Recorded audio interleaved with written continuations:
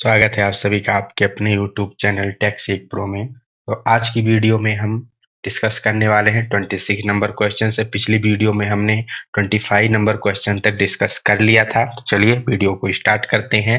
Video को start करने से पहले बता दें, यदि आप चैनल पर पहली बार विजिट करें तो चैनल को सब्सक्राइब करके बेल आइकन वाला बटन दबा लें, जिससे आने वाले वीडियो की नोटिफिकेशन आपको मिलती रहे। चलिए स्टार्ट करते। तो पहला क्वेश्चन हमारा है, the main purpose of heat treatment process normalising is. Normalising का उद्देश्य क्या होता है? Option, remove induce stress, improve machinability, soften the steel, या increase toughness and reduce brittleness. तो आपको क्लियर होना चाहिए, जब मेटल पे डिफरेंट प्रकार की मशीनिंग प्रोसेस की जाती है, हैमरिंग की जाती है, चिपिंग की जाती है, उसके अंदर कुछ ना कुछ स्ट्रेस स्ट्रेन डेवलप हो जाता है, तो उसको दूर करने के लिए ही बेसिकली नॉर्मलाइजिंग प्रोसेस की जाती है। तो ऑप्शन हमारा ए सही हो जाएगा, रिमूव इंड्यूस स्ट्रेस। जो उसके अंतर्गत तनाव आ गया है मेटल में, उसको दूर करने के लिए यहाँ पर नॉर्मलाइजिंग प्रोसेस की जाती है। पूछा जाता है नॉर्मलाइजिंग में मेटल को हम किस प्रकार से कूल करते हैं, कूल डाउन करते हैं? तो ओपन एयर में रूम टेम्परेचर पर हम मटेरियल को ठंडा करते हैं। नेक्स्ट अगर बात की जाए इम्प्रूव मशीनेबिलिटी की और सॉफ्टन द स्टील, तो ये दोनों किसके अंतर्गत होता है? तो एनीलिंग प्रोसेस के अंतर्गत होता है, जिसमें हम मेटल को सॉफ्ट करते हैं, उसकी मशीनेबिलिटी की जो गुण होता है उसको बढ़ाते हैं, साथ ही साथ उसकी डक्टिलिटी को भी बढ़ाने के लिए भी एनीलिंग प्रोसेस की जाती है। एनीलिंग प्रोसेस में बात की जाए तो हम मेटल को ठंडा कहाँ करते हैं? तो फर्नेस में ही, फर्नेस को बंद करके हम वहां पर मेटल को ठंडा करते हैं। ठीक। नेक्स्ट यहाँ पर पूछा जाए increase toughness and reduce brittleness. तो हार्डनिंग प्रोसेस के बाद मेटल में हार्डनेस के साथ साथ ब्रिटलनेस भी डेवलप हो जाती है। तो ब्रिटलनेस के गुण को कम करने के लिए और उसके टफनेस को इंड्यूस करने के मीन्स उसको इंक्रीज करने के लिए, रेगुलेट करने के लिए जो प्रोसेस की जाती है वो होती है टेम्परिंग।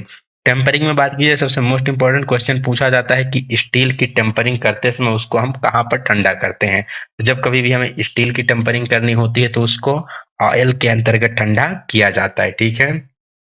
हार्डनिंग आप सभी को पता ही है कि मेटल को इस योग्य बनाना कि दूसरे मेटल को कट कर सके, या अपने ऊपर जो भी उस पे लोड डाला जा रहा है उसको सहन कर सके। ठीक है। उसके लिए हार्डनिंग प्रोसेस की जाती है, और हार्डनिंग में क्या करते हैं, हम उसको अकॉर्डिंग टू हार्डनेस के अनुसार डिफरेंट डिफरेंट सॉल्यूशन में ठंडा करते हैं। सबसे ज्यादा हार्डनिंग किसमें आती है? ब्राइन सॉल्यूशन में ठंडा करने से आती है। इसमें रैपिड कूलिंग होती है। चलते हैं नेक्स्ट क्वेश्चन की तरफ। नेक्स्ट क्वेश्चन है, the heat treatment process annealing is done to. Annealing क्यों की जाती है? अभी ऊपर ही हमने आपको क्लियर किया है कि एनीलिंग क्यों की जाती है। तो मटेरियल को सॉफ्ट बनाने के लिए, जिससे कि उसकी आसानी से मशीनिंग हो सके, इसलिए क्या की जाती है? एनीलिंग की जाती है। टफनेस इंक्रीज करने के लिए क्या करते हैं? टेम्परिंग करते हैं। हार्डनेस इंक्रीज करने के लिए क्या करते हैं? हार्डनिंग प्रोसेस करते हैं। और इंक्रीज ब्रिटलनेस या ऐसा कोई यहाँ पर कोई हीट ट्रीटमेंट प्रोसेस नहीं होती है। नेक्स्ट क्वेश्चन की बात की जाए, what is the type of filing being done as shown in the figure given below. यहाँ पर एक फिगर दिखाया गया है, तो इस फिगर की बात की जाए तो यहाँ पर कौन सा फाइलिंग मेथड दिखाया गया है? बेसिकली ये कौन सी फाइलिंग है? तो ये ड्रॉ फाइलिंग के अंतर्गत आती है। इसके अंतर्गत हम क्या करते हैं? फाइल को दोनों हाथों से पकड़कर आगे पीछे टू एंड फ्रो मोशन, जैसे कि आप देख सकते हैं फाइल को यहाँ पर दोनों हाथों में पकड़ा हुआ है, एक ही साथ देखा सर, यहाँ पर टू एंड फ्रो मोशन कुछ इस प्रकार से होता है। ये जो फाइलिंग की प्रक्रिया होती है क्या होती है? ड्रॉ फाइलिंग के अंतर्गत आती है। बेसिकली हम ड्रा फाइलिंग कब करते हैं? जब हमें सरफेस को स्मूथ बनाना होता है। यहाँ पर जो ये सरफेस है इसको सुपर स्मूथ बनाना होता है, तो यहाँ पर कौन सी फाइलिंग की प्रक्रिया की जाती है? ड्रॉ फाइलिंग की जाती है। ड्रॉ फाइलिंग से और क्वेश्चन पूछा जाता है कि ड्रॉ फाइलिंग करते समय कौन सी फाइल प्रयोग में लाई जाती है? तो यहाँ पर जो फाइल आपको दिखाई गई, इस फाइल का नाम है मिल फाइल। ठीक है। मिल फाइल का प्रयोग किया जाता है। स्मूथ ग्रेड की जो फाइल होती है उसका प्रयोग करते हैं ड्रॉ फाइलिंग के लिए। यहाँ पर स्ट्रेट फाइलिंग से कई बार क्वेश्चन पूछा जाता है, किस फाइलिंग मेथड में सबसे ज्यादा चैटरिंग होती है और बैलेंस की जरूरत होती है? तो होती है स्ट्रेट फाइलिंग। स्ट्रेट फाइलिंग करते समय जो सीधा कर फाइलिंग करते हैं तो वहां पर चैटरिंग ज्यादा होती है और बैलेंस भी हमें ज्यादा बनाए रखने की जरूरत होती है। इसके बाद एक और फाइलिंग मेथड होता है जिसे हम क्रॉस फाइलिंग कहते हैं। तो क्रॉस फाइलिंग में क्या होता है? जो कोई जॉब होता है, जॉब के डायगोनल हम फाइलिंग करते हैं। ठीक है। Diagonal 45 degree. ठीक है। तो वहां पर जो फाइलिंग मेथड किया जाता है उसको हम बोलते हैं क्रॉस फाइलिंग। क्रॉस फाइलिंग का बेसिकली अगर आपसे यूज पूछा जाए कि क्रॉस फाइलिंग क्यों की जाती है, तो क्रॉस फाइलिंग की जाती है जो भी हाई स्पॉट होते हैं उसको रिमूव करने के लिए, या फिर अगर आपका हैवी मटेरियल है। क्रॉस फाइलिंग कैसे? एक इस साइड से करेंगे तो फिर एक इस साइड से करेंगे। डायगोनल फाइलिंग करेंगे तो यहाँ पर जो हाई स्पॉट होंगे वो भी रिमूव होंगे और मेटल भी हमारा तेजी से रिमूव होगा। ठीक है, चलते हैं नेक्स्ट क्वेश्चन की तरफ। नेक्स्ट क्वेश्चन यहाँ पर हमारा पूछा गया है, B block is use to hold round bar, it has a B group which is usually. जो बी ब्लॉक होता है इसका प्रयोग किया जाता है जो गोल छड़ होती है, राउंड छड़ होती है, उसको पकड़ने के लिए, कोई भी राउंड जॉब है उसको पकड़ने के लिए बी ब्लॉक का प्रयोग किया जाता है। इसमें जो बी ग्रुप बना होता है उस बी ग्रुप का एंगल कितना होता है, यही यहाँ पर आपसे पूछा गया है। तो बी ग्रुप का एंगल कितना होता है, 90 डिग्री एंगल होता है। ठीक, 45 डिग्री पर उसके जो फ्लैंक होते हैं वो बने होते हैं। टोटल यहाँ पर एंगल कितना होता है इसका, तो एंगल होता है 90 डिग्री। नेक्स्ट यहाँ पर आपसे क्वेश्चन पूछा जा सकता है कि बी ब्लॉक कितने ग्रेड में पाए जाते हैं। तो बी ब्लॉक बेसिकली दो ग्रेड में मिलते हैं, ग्रेड ए और ग्रेड बी। जो ग्रेड ए का बी ब्लॉक होता है वो हाई कार्बन स्टील से बनाया जाता है, 100 mm की साइज में मिलता है और एक्यूरेट फिनिशिंग कार्यों के लिए यूज किया जाता है। दूसरे ग्रेड की बात की जाए ग्रेड बी के बी ब्लॉक की, तो 300 mm के साइज में मिलता है, जो कि जनरली कास्ट आयरन का बनाया जाता है और जनरल वर्क के लिए वर्कशॉप वगैरह में जो आपका बी ब्लॉक प्रयोग किया जाता है वो कौन सा होता है, ग्रेड बी का होता है। तो आप याद कैसे रख सकते हैं, ग्रेड ए, ए मतलब अच्छा वाला, तो हाई क्वालिटी का बनाया जाएगा। ठीक है, 100 mm साइज। बी थोड़ा उससे नीचे है तो आप याद रख सकते हैं कि जनरल पर्पज के लिए यूज करते हैं, 300 mm उसका साइज होता है। नेक्स्ट क्वेश्चन की तरफ चलते हैं। Figure below shows a tool marked A which remove taper shank drill from the nose of machine spindle, it is called। यहाँ पर आपको एक ये टूल दिखाया गया है, ये कौन सा टूल है। ठीक है, टेपर शेप में यहाँ पर आपको एक टूल दिखाया गया है, इसका प्रयोग कहाँ किया जाता है, तो जो टेपर सैंक के ड्रिल होते हैं उसको मशीन स्पिंडल से निकालने के लिए इसका प्रयोग किया जाता है। तो आप लोगों को पता चल गया होगा ये कौन सा, यहाँ पर इसका नाम क्या है, तो इसका नाम है ड्रिल ड्रिफ्ट। इसे क्या कहते हैं, तो इसे ड्रिल ड्रिफ्ट के नाम से जानते हैं। बेसिकली ये माइल्ड स्टील का बनाया जाता है। ठीक है, कई बार आपसे पूछा जा सकता है कि यहाँ पर जो ये टेपर एंगल दिया गया है ये टेपर एंगल कितना होता है। तो ये टेपर एंगल जनरली 8 डिग्री से लेकर के 13 डिग्री, 8 डिग्री टू 13 डिग्री के बीच में रखा जाता है। किसका बनाया जाता है, तो माइल्ड स्टील का बनाया जाता है। Next, what should be use to check leakage before using oxy acetylene welding. आपको पता है ऑक्सी एसिटिलीन वेल्डिंग दो मेथड से होती है, एक तो होता है आपका बेसिकली सिलेंडर से और एक होता है उससे जनरेटर से, गैस मतलब जहां पर हम गैस जनरेट करते हैं वहां से डायरेक्ट ले सकते हैं।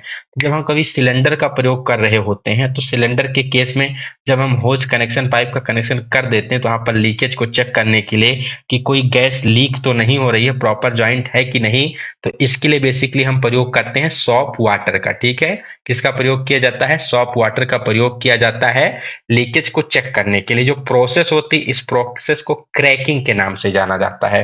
तो आपसे एग्जाम में पूछा जाता है क्रैकिंग क्या है, तो क्रैकिंग बेसिकली लीकेज चेक करने की एक प्रोसेस होती है जिसमें किसका प्रयोग किया जाता है, तो सॉप वाटर का प्रयोग किया जाता है। Next question, which caliper is used to measure width of a slot. कोई एक स्लॉट है, खांचा है, उसकी चौड़ाई को मापने के लिए किसका प्रयोग किया जाएगा, तो स्लॉट बेसिकली क्या है, इंटरनल फीचर है, तो इंटरनल फीचर को मेजर करने के लिए किसका प्रयोग करेंगे, तो यहाँ पर हम प्रयोग करेंगे इनसाइड कैलिपर का। किसका प्रयोग किया जाएगा, इनसाइड कैलिपर का प्रयोग किया जाएगा स्लॉट की विड्थ को चेक करने के लिए। कोई ग्रूव वगैरह उसकी विड्थ वगैरह चेक करना है तो किसका प्रयोग किया जाएगा, तो यहाँ पर इनसाइड कैलिपर का प्रयोग किया जाएगा। ठीक, आउटसाइड कैलिपर की बात की जाए तो इसका प्रयोग कहाँ करेंगे, तो कोई भी आउटसाइड मेजरमेंट अगर हमें लेना है तो वहां पर इसका प्रयोग करेंगे। बेसिकली जो कैलिपर है क्या है, एक प्रकार का इनडायरेक्ट मेजरिंग टूल होता है। ठीक, क्या है, इनडायरेक्ट है, क्योंकि ये डायरेक्ट रीडिंग नहीं लेता, इस पे कोई ग्रेजुएशन नहीं होती। इस पे रीडिंग लेने के बाद हमें क्या करते हैं, स्टील रूल पर ट्रांसफर करना पड़ता है। तो स्टील रूल की जो लिस्ट काउंट होगी वही आपकी कैलिपर की भी लिस्ट काउंट होती है, 0.5 mm। अगर यहाँ पर जो मोस्ट इंपॉर्टेंट बात की जाए जैनी कैलिपर, जिसे हम ओड लेग कैलिपर या इसका एक और नाम है हर्माफ्रोडाइट कैलिपर के नाम से भी जानते हैं। इसका यूज बेसिकली एग्जाम में कई बार पूछा जाता है कि हर्माफ्रोडाइट, जैनी कैलिपर या ओड लेग कैलिपर का प्रयोग कहाँ किया जाता है। तो जब कभी भी आपको जॉब पर पैरेलल लाइन ड्रॉ करनी है तो पैरेलल लाइन ड्रॉ करने के लिए इसका प्रयोग किया जाता है, या कोई अगर राउंड जॉब है तो राउंड जॉब का सेंटर निकालने के लिए भी किसका प्रयोग किया जाता है, तो यहाँ पर ऑड लेग या फिर जैनी कैलिपर का प्रयोग किया जाता है। आशा करते हैं क्वेश्चन भी आपको क्लियर हो गया होगा। Next question, Which of these is an example of shrinkage fit. यहाँ पर बेसिकली 4 एग्जाम्पल दिए गए हैं, आपको पूछा गया है कि इसमें से श्रिंकेज फिट का उदाहरण कौन है। ठीक है, तो श्रिंकेज फिट का उदाहरण कौन है, तो यहाँ पर जो ऑप्शन नंबर सबसे पहला है आपका, तो यहाँ पर जो पहला ऑप्शन दिया गया है car trim on wooden rim, लकड़ी के रिम पर कार ट्रिम फिट करना, यही क्या है आपके श्रिंकेज फिट का उदाहरण है। बाकी tyre on rail wheel, tyre on bicycle rim, flywheel on the shaft, basically ये ड्राइविंग फिट वगैरह के एग्जाम्पल यहाँ पर दिए गए हैं। चलते हैं नेक्स्ट क्वेश्चन की तरफ। Which of these a correct statement, निम्नलिखित में से कौन सा स्टेटमेंट सही है। Clearance fit always provide interference and interference fit always provide clearance, और इंटरफेरेंस फिट में sometime provide clearance and sometime interference. Next, transition fit में sometime provide clearance and sometime interference, तो यही ऑप्शन आपका यहाँ पर करेक्ट हो जाएगा। बेसिकली आप सभी को पता है फिट 3 प्रकार की होती है, क्लियरेंस, इंटरफेरेंस और ट्रांजिशन। क्लियरेंस फिट में क्या होता है, आपका होल का साइज थोड़ा ज्यादा होता है, शाफ्ट का साइज कम होता है, तो हमेशा उसमें क्लियरेंस प्रोवाइड की जाती है। इंटरफेरेंस फिट में बात की जाए तो यहाँ शाफ्ट का साइज थोड़ा ज्यादा होता है, होल का साइज कम होता है, तो यहाँ पर आपको निगेटिव क्लियरेंस मिलती है। ठीक है, जिसे आप कह सकते हो ट्रांजिशन, मतलब इंटरफेरेंस हमेशा मिलता है। ट्रांजिशन फिट में कभी होल का साइज कभी सॉफ्ट का साइज, ये बेसिकली ओवरलैप जोन होता है, तो ये कभी आपको क्लियरेंस प्रोवाइड करता है और कभी इंटरफेरेंस प्रोवाइड करता है। ठीक है, तो ऑप्शन डी यहाँ से आपका सही हो जाएगा।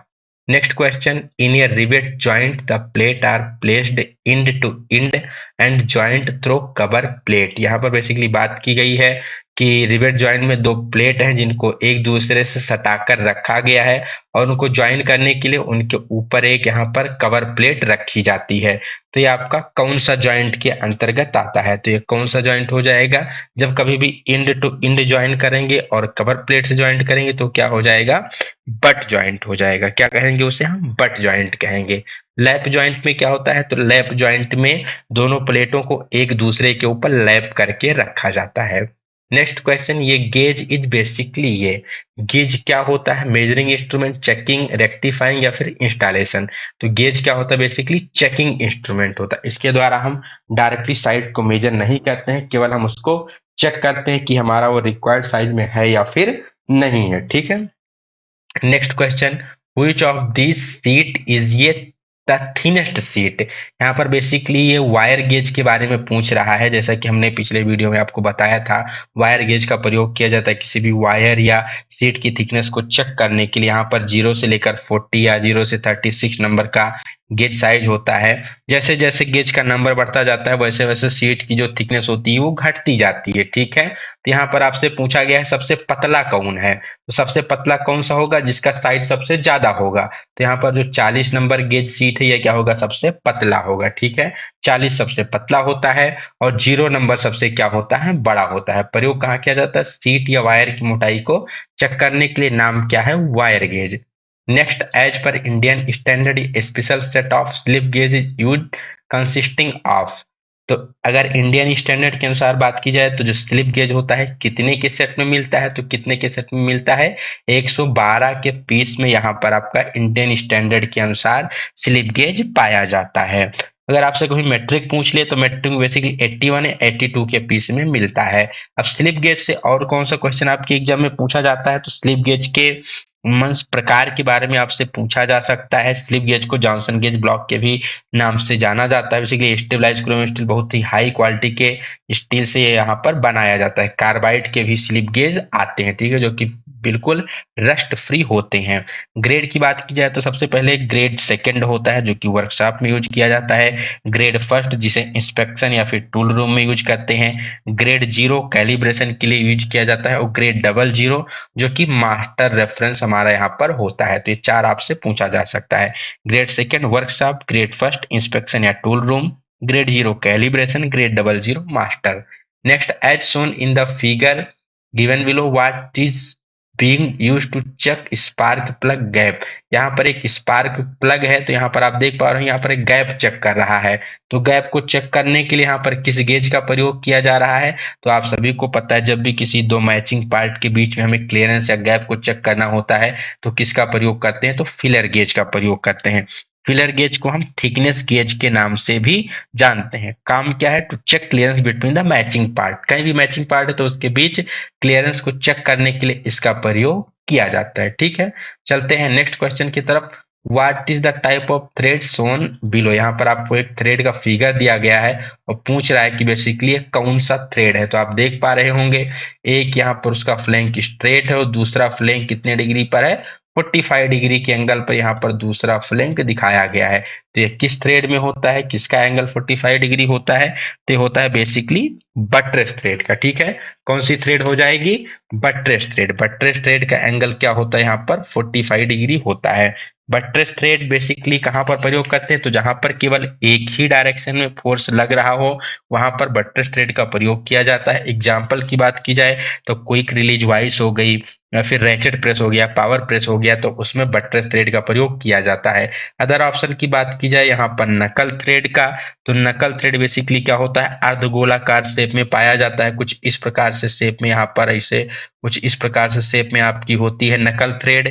इसका प्रयोग कहाँ किया जाता है? तो इसका प्रयोग बेसिकली जो रेलवे की कपलिंग होती है या हॉर्स कनेक्शन होते हैं तो वहां पर नकल थ्रेड का प्रयोग किया जाता है। Acme thread the most important thread, इसका एंगल कितना होता है? तो 29 डिग्री एक्मे थ्रेड का एंगल होता है। ये सबसे स्ट्रांग थ्रेड मानी जाती है, पावर ट्रांसमिशन में प्रयोग की जाती है। इसका प्रयोग बेसिकली कहाँ करते हैं? तो जो सबसे ज्यादा एग्जाम्पल पूछा जाता है वो पूछा जाता है लेथ मशीन के लीड स्क्रू पर किसका प्रयोग किया जाता है? तो एक्मे थ्रेड का प्रयोग किया जाता है। Brown and sharp warm thread की बात की जाए तो ये बेसिकली बी शेप में आती है 60 डिग्री एंगल में। जो घड़ी के छोटे छोटे स्क्रू होते हैं वहां पर इसका प्रयोग किया जाता है।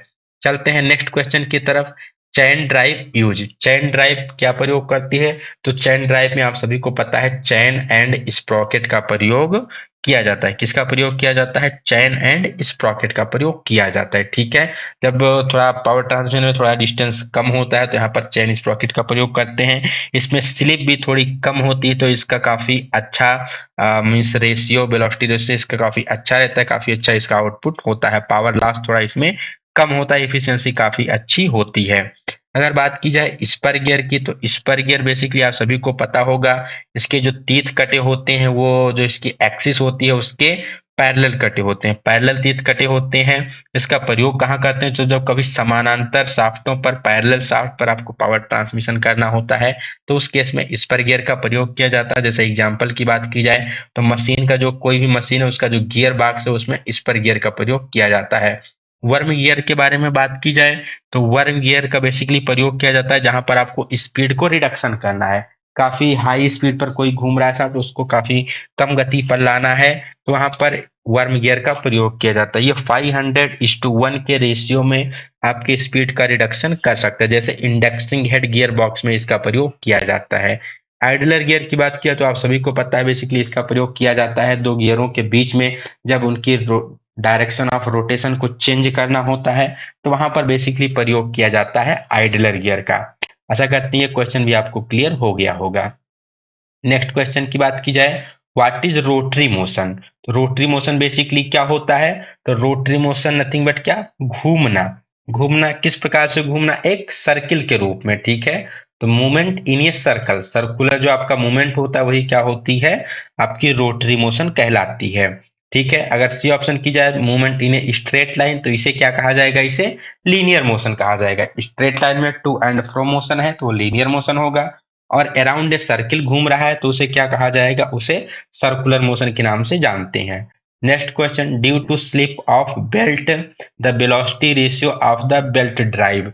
तो स्लिप होने से उसके वेलोसिटी रेशियो पर क्या फर्क पड़ता है? तो बेल्ट जितनी ज्यादा स्लिप होगी तो उसकी एफिशिएंसी डाउन हो जाएगी तो यहाँ पर जो उसका वेलोसिटी रेशियो होता है वो घट जाता है। ठीक है, कई बार आपसे एग्जाम में पूछा जाता है वेलोसिटी रेशियो को कैसे कैलकुलेट करते हैं।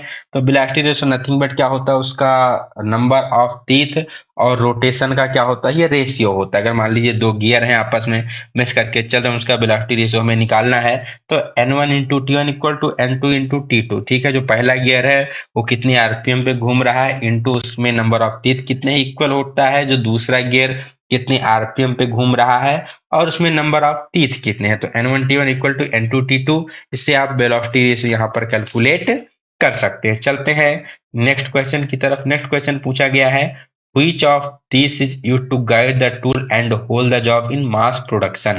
मास प्रोडक्शन में किसका प्रयोग किया जाता है? टूल को गाइड करने के लिए, ठीक, और साथ ही साथ जॉब को होल्ड करने के लिए। तो आप सभी को पता है किसका प्रयोग किया जाता है? जिग का प्रयोग किया जाता है। ठीक, किसका प्रयोग करते हैं? जिग का। जिग का प्रयोग करते हैं मास प्रोडक्शन में टूल को गाइड करने के लिए, जॉब को। अगर यहाँ पर नेक्स्ट ऑप्शन की बात की जाए फिक्चर के बारे में, तो फिक्चर का प्रयोग कहाँ करते हैं? तो फिक्चर बेसिकली जॉब को क्या करता है? होल्ड करता है, लोकेट करता है, लेकिन टूल को गाइड नहीं करता। जिग क्या करता है? एक्स्ट्रा काम होता है इसको टूल को गाइड करना, जबकि फिक्चर टूल को गाइड नहीं करता। ये बेसिक सा इसमें क्या है? डिफरेंस है। चलते हैं नेक्स्ट क्वेश्चन की तरफ। The cutting tool shown in the figure below is used on. यहाँ पर आपको एक कटिंग टूल दिखाया गया है, तो ये किसका फिगर है? तो आप सभी को पता होना चाहिए ये किसका फिगर है। ये ब्रोच है, ठीक है, ब्रोच है। इसका प्रयोग कहाँ किया जाता है? तो इसका प्रयोग बेसिकली ब्रोचिंग मशीन पर किया जाता है, ठीक है। तो ये कौन सा टूल है? तो ये ब्रोच है। कहाँ पर प्रयोग करते हैं? ब्रोचिंग मशीन पर इसका प्रयोग किया जाता है, ठीक है।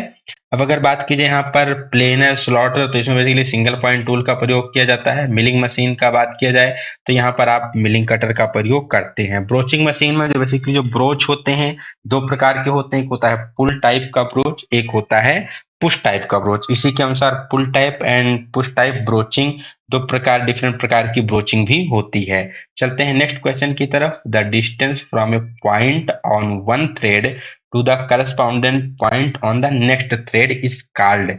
कोई भी आपका थ्रेड है उसमें एक बिंदु से सेम थ्रेड में अगले बिंदु पर जो उन दोनों के बीच की दूरी होगी उसे किसके नाम से जाना जाता है? तो उसे बेसिकली क्या कहते हैं? तो उसे पिच कहते हैं। जैसे आप मान लो रूट टू रूट देखो या क्रेस्ट टू क्रेस्ट देखो, तो जो डिस्टेंस होगी दोनों थ्रेड के बीच उसे क्या कहेंगे? पिच कहते हैं। एक बिंदु से सेम थ्रेड के दूसरे बिंदु पर जो वहां पर डिस्टेंस होती है उसे पिच के नाम से जानते हैं। लीड क्या होती है? तो लीड बेसिक में जब हम थ्रेड को क्या करते हैं? एक चक्कर घुमाते हैं, तो एक चक्कर घुमाने में जो थ्रेड हमारा जितना डिस्टेंस ट्रेवल करता है वही उसका क्या होता है? लीड होती है, ठीक है। तो distance in one revolution that is only called lead. Lead को कैलकुलेट कैसे करते हैं? तो लीड होती है lead equal to pitch into number of start. अगर सिंगल स्टार्ट थ्रेड है तो उसकी लीड और पिच दोनों बराबर होगी। डबल स्टार्ट थ्रेड है तो जो उसकी लीड होगी पिच की 2 गुना होगी। ट्रिपल स्टार्ट है तो लीड पिच की उसके 3 गुना होगी, ठीक। इस प्रकार से आप क्या कर सकते हैं? लीड को कैलकुलेट कर सकते हैं। Lead equal to pitch into number of start. कई बार एग्जाम में ये क्वेश्चन भी पूछ लिया जाता है। Next, the given figure shows. यहाँ पर आपको एक फिगर दिखाया गया है। ये किसका फिगर है बेसिकली? तो आप यहाँ पर देख पा रहे होंगे, यहाँ पर एक नट का शेप दिया हुआ है और इसके अंदर कुछ आपको थ्रेड भी कटे हुए दिख पा रहे होंगे। यहाँ पर कुछ थ्रेड कटे हैं, यहाँ पर आपको स्क्रू टाइट करने के लिए दिखाया गया है। तो बेसिकली इसे क्या कहते हैं? तो इसे हम डाई नट के नाम से जानते हैं, ठीक है। तो बेसिकली क्या होता है? नट होता है। बेसिकली एक डाई होती है इन द शेप ऑफ नट। इसका प्रयोग कहाँ किया जाता है? तो इसका प्रयोग किया जाता है कोई भी थ्रेड है तो उसको रेक्टिफाई करने के लिए, अगर उसमें कुछ टूट फूट हो गई है उसको रेक्टिफाई करने के लिए, थ्रेड को सही करने के लिए, रिकंडीशनिंग के लिए इसका प्रयोग किया जाता है। अदर ऑप्शन की बात की जाए, टैप का प्रयोग कहाँ किया जाता है? तो इंटरनल थ्रेड काटने के लिए प्रयोग करते हैं। स्प्लिट डाई बेसिकली ये दो भागों में बनी हुई डाई होती है, प्रयोग कहाँ करते हैं? तो एक्सटर्नल थ्रेड काटने के लिए प्रयोग करते हैं। वाशर का काम क्या होता है? तो वाशर का प्रयोग बेसिकली किया जाता है जो बोल्ट नट के द्वारा वहां पर जो प्रेशर होता है उसको थोड़ा एक लार्ज एरिया में डिस्ट्रीब्यूट करना, थोड़ा एक लंबे भाग में वहां पर उसके प्रेशर को डिस्ट्रीब्यूट करने के लिए, फोर्स को डिस्ट्रीब्यूट करने के लिए वाशर का प्रयोग किया। तो डायरेक्ट क्वेश्चन पूछा जाता है, the mechanism use to distribute force in a large area that is called as washer, ठीक। चलते हैं नेक्स्ट क्वेश्चन की तरफ। What is used to prevent a wheel or pulley from rotating on a shaft? जब एक shaft पर कोई पुली को फिट किया जाता है तो उसको रोटेशन से बचाने के लिए कि उसको लगाने के बाद वो रोटेट ना करे, किसका प्रयोग किया जाता है? तो यहाँ पर की का प्रयोग किया जाता है। किसका प्रयोग करते हैं? की का प्रयोग करते हैं। की मतलब चाबी। की बेसिकली किस मटेरियल की बनी होती है? तो ये माइल्ड स्टील या फिर कुछ केसेस में रॉट आयरन के भी बनाई जाती है, ठीक। यूज के अनुसार अगर बात की जाए तो दो प्रकार की होती है, एक होती है शंख की, एक होती है सैडल की। शंख की को फिट करने के लिए, ठीक है, शाफ्ट और हब दोनों में खांचा बनाया जाता है, और सैडल की को फिट करने के लिए केवल हब में खांचा बनाया जाता है, शाफ्ट पर कोई खांचा काटा नहीं जाता है। सांख्यिकी की बात की जाए तो इसमें जैसे जिव हेड की हो गई, उड्रफ की हो गई, फीदर की हो गई, ये सभी सांख्यिकी के एग्जाम्पल हैं। और सैडल की में आपका फ्लैट सैडल की हो गया, हालो सैडल की हो गया, तो इस सैडल की के अंतर्गत आते हैं। नेक्स्ट क्वेश्चन की बात की जाए 49, what type of nut is shown in the figure given below. यहाँ पर आपको एक फिगर दिया गया है, यहाँ पर एक कौन सा नट दिखाया गया है आपको बताना है। तो जैसे कि आप देख पा रहे होंगे यहाँ पर एक हेक्सागोनल आपको दिखाया गया। इसी हेक्सागोनल में क्या है, यहाँ पर थोड़ा सा आपको होल कट कर दिया गया, थोड़ा सा यहाँ पर ग्रुप कट कर दिया गया है। तो ये कौन सा नट है आपको बताना है, ठीक है। तो ये कौन सा नट हो जाएगा, जैसा कि आप सभी को पता है क्या हो जाएगा, स्लॉटेड नट हो जाएगा। कोई ऐसा नट जिसकी बॉडी में ही अगर यहाँ पर होल कट कर दिया जाए तो क्या हो जाएगा, स्लॉटेड नट हो जाएगा। इसमें स्लॉट क्यों काटते हैं, स्लॉट काटते हैं नट को फिक्स करने के बाद जॉब पर उसमें हम स्प्लिट पिन डाल के उसको लॉक करने के लिए। एक दूसरा भी नट होता है जो कि आगे आपके क्वेश्चन में आएगा, ठीक है, जिसके हम ऊपर वाले कॉलर वाले भाग पर वहां पर हम क्या करते हैं, स्लॉट काटते हैं, ठीक है। नेक्स्ट यहाँ पर अगर बात की जाए बिंग नट की, तो इसका प्रयोग कहाँ करते हैं, तो आप सभी ने हेक्सा ब्लेड देखा होगा, जहां पर आपको फ्रीक्वेंट ओपनिंग और लूजनिंग का काम होता है, वहां पर बिंग नट का प्रयोग किया जाता है। जैसे हेक्सा फ्रेम में ब्लेड को टाइट करने के लिए इसका प्रयोग किया जाता है। Next question, what is be in the figure given below. यहाँ पर एक आपको थ्रेड का नॉमेनक्लेचर का फिगर दिया गया है और इसमें पूछ रहा है जो बी है, बी किसको दर्शाता है। तो बी बेसिकली यहाँ पर ये किसको दर्शा रहा है, तो बी दर्शा रहा है आपके मेजर डायमीटर को। बी क्या दर्शाता है, मेजर डायमीटर। और अगर सी की बात की जाए तो सी माइनर डायमीटर को दर्शाता है। ई की बात की जाए तो ई क्या दर्शाता है, ई यहाँ पर आपका इफेक्टिव डायमीटर को दर्शाता है। और अगर यहाँ पर डी की बात की जाए, जैसे अभी हमने पिच की बात की थी, तो किसी थ्रेड के एक पॉइंट से दूसरे थ्रेड के उसी सेम पॉइंट पर जो यहाँ पर डिस्टेंस होती है इसको क्या कहते हैं, तो उसको पिच के नाम से जानते हैं। तो डी किसको दर्शा रहा है, पिच को दर्शा रहा है, ठीक है। तो इस क्वेश्चन का उत्तर क्या हो जाएगा, मेजर डायमीटर सही हो जाएगा। चलते हैं नेक्स्ट क्वेश्चन की तरफ। व्हिच की type has a semi circular shape. कौन सी ऐसी की होती है जो कि सेमी सर्कुलर मीन्स अर्धवृत्ताकार शेप में पाई जाती है। तो कौन सी की होती है, ये होती है वुडरफ की। कौन सी की होती है, वुडरफ की। किस प्रकार शेप में होती है, तो ये सेमी सर्कुलर शेप में यहाँ पर पाई जाती है वुडरफ की, ठीक है। नेक्स्ट की बात की जाए, यहाँ पर और अन्य की दी गई है। जैसे यहाँ पर जिव हेड की दी गई है। तो जिव हेड की में क्या होता है, एक हेड बना होता है की पर, रेक्टेंगुलर शेप में पाई जाती है। हेड की वजह से इसको हम आसानी से फिट कर सकते हैं और बाहर निकाल सकते हैं। यहाँ पर वुडरफ की का कई बार एग्जाम्पल पूछ लिया जाता है कि ऑटोमोबाइल शाफ्ट पर कौन सी की प्रयोग की जाती है, तो कौन सी की प्रयोग की जाती है, तो वो वुडरफ की होती है जो कि ऑटोमोबाइल शाफ्ट पर प्रयोग की जाती है। Next question, eye bolt are used. Basically eye bolt का प्रयोग कहाँ किया जाता है, तो आई बोल्ट का प्रयोग हम पावर ट्रांसमिशन में भी करते हैं और साथ ही साथ इसका प्रयोग किया जाता है for lifting and transporting heavy machine, ठीक है। भारी जो मशीनें होती हैं उसको उठाने के लिए और एक स्थान से दूसरे स्थान पर पहुंचाने के लिए किसका प्रयोग किया जाता है, आई बोल्ट का प्रयोग किया जाता है। इसमें बेसिकली एक होल होता है, उसमें हम एक शाफ्ट को फिट करके आसानी से मशीनों को इजिली उठा सकते हैं, ठीक है। तो ये थी आज की वीडियो जिसमें हमने बेसिकली 25 से लेकर के 52 नंबर क्वेश्चन को डिस्कस किया। चूंकि वीडियो ऑलरेडी 30 मिनट रीच हो गई है तो इस वीडियो को हम यहीं पर स्टॉप करेंगे।